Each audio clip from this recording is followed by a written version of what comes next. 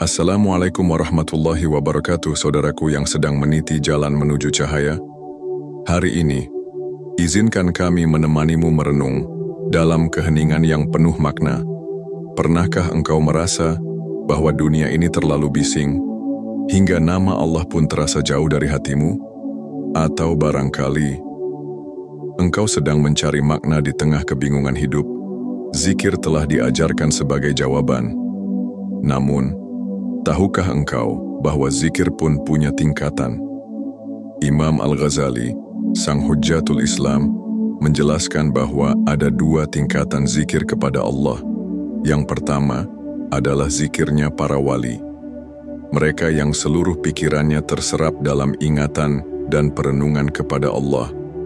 Hati mereka tak memberi ruang bagi selainnya.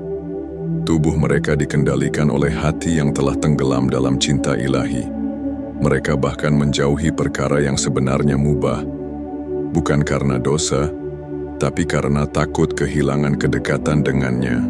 Inilah zikir yang menghidupkan jiwa, yang membuat pagi seseorang terjaga dalam perlindungan Allah. Sebagaimana sabda Nabi Muhammad, orang yang bangun di pagi hari dan hanya Allah dalam pikirannya, maka Allah akan menjaganya di dunia maupun di akhirat. Subhanallah. Sebagian pelaku zikir ini begitu larut dalam ingatannya kepada Allah, hingga mereka tak sadar akan dunia sekelilingnya. Mereka tidak melihat orang yang berjalan di depan mereka. Tubuh mereka seperti menabrak dinding, karena ruh mereka telah menembus batas dunia dan melayang menuju langit penghambaan. Dalam satu kisah, seorang wali pernah mendekati seseorang yang duduk sendirian. Ia bertanya, "Tidakkah kau kesepian?" Orang itu menjawab, "Tidak, Allah dan dua malaikat bersamaku." Lalu ia menunjuk para pemanah yang sedang bertanding dan berkata, "Orang yang menang adalah mereka yang ditakdirkan Allah untuk menang." Hatinya begitu jernih, pikirannya menembus langit. Ketika ditanya, "Dari manakah jalan ini berasal?" Ia hanya mampu menengadah dan berkata, "Ya Allah, begitu banyak makhlukmu yang menjadi penghalang untuk mengingatmu." Sebuah keluhan yang menyesak, karena memang dunia ini tak henti-hentinya menyibukkan kita, hingga lupa untuk diam, lupa untuk duduk, lupa untuk sekadar menyebut namanya dengan hati yang tenang. Sahabatku, jangan biarkan dunia ini mencuri ingatanmu kepada Allah, karena siapa yang mengingatnya akan diingat olehnya. Dan siapa yang larut dalam zikir akan dijaga olehnya. Mari kita luangkan waktu untuk kembali menyebut namanya, untuk kembali menghadirkannya dalam hati yang lelah, dalam jiwa yang rindu. Namun saudaraku, zikir yang sejati bukan hanya ucapan di lisan, bukan pula sekadar hitungan di jari, tetapi sebuah keadaan hati yang terus-menerus merasa diawasi oleh Allah. Hati yang hidup, yang jika disebut nama Allah, maka ia bergetar. Dan jika dibacakan ayat-ayatnya, maka bertambahlah imannya. Inilah keadaan hati para hamba yang benar-benar mengenal Tuhannya. Mereka tidak menunggu waktu khusus untuk berzikir, karena bagi mereka, setiap waktu adalah saat untuk mengingat Allah. Ketika makan, ketika berjalan, ketika sendirian atau bersama manusia, zikir tetap mengalir dalam batin mereka. Mereka bukan hanya menyebut nama Allah, tetapi mereka hidup di bawah naungannya, merasakan kedekatan yang tak bisa dijelaskan dengan kata. Itulah kenikmatan yang tak akan bisa dicapai oleh orang-orang yang hatinya masih terikat dunia. Zikir bukan lagi kewajiban, tapi kebutuhan. Bukan sekadar amalan, tapi napas kehidupan. Karena tanpa zikir, jiwa terasa hampa, sepi meski di tengah keramaian, lelah meski telah banyak beristirahat. Imam Al-Ghazali mengajarkan bahwa zikir yang paling tinggi adalah ketika hati sudah tidak tertarik pada makhluk dan hanya terpaut kepada Sang Khalik. Ketika cinta kepada dunia luntur dan yang tersisa hanyalah rasa rindu kepada Allah. Pada titik ini, seorang hamba telah menjadi kekasihnya dan Allah pun mencintainya.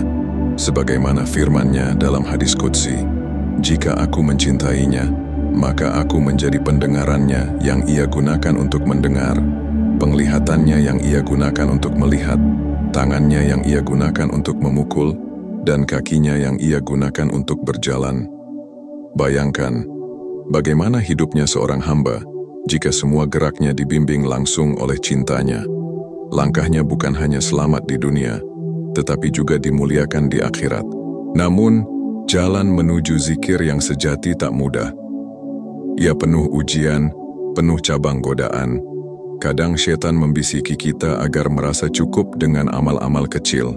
Kadang hawa nafsu menipu kita dengan merasa sudah cukup beriman. Padahal zikir itu seperti air. Ia harus terus mengalir, harus terus diperbaharui. Jika berhenti, maka hati akan keruh dan perlahan mati tanpa kita sadari. Maka sahabatku, jangan biarkan hari-harimu berlalu tanpa menyebut nama Allah. Jangan tunggu waktu tenang, karena dunia tak akan pernah benar-benar tenang.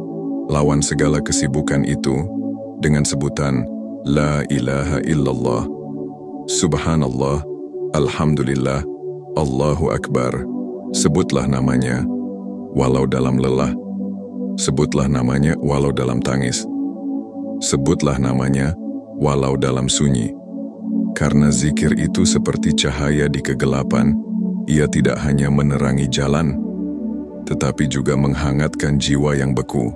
Sahabat cahaya hampa yang dirahmati Allah, zikir bukan hanya ibadah lisan, tapi ia adalah kehidupan bagi hati. Ia adalah jalan pulang yang paling sunyi, namun paling terang. Semakin dalam seseorang berzikir, semakin jauh ia dari dunia, dan semakin dekat ia dengan Rabb-Nya.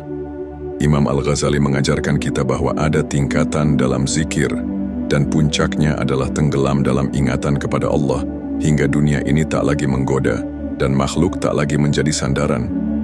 Mereka yang mencapai tingkatan ini adalah hamba-hamba yang dijaga oleh Allah di dunia, dan dimuliakan di akhirat.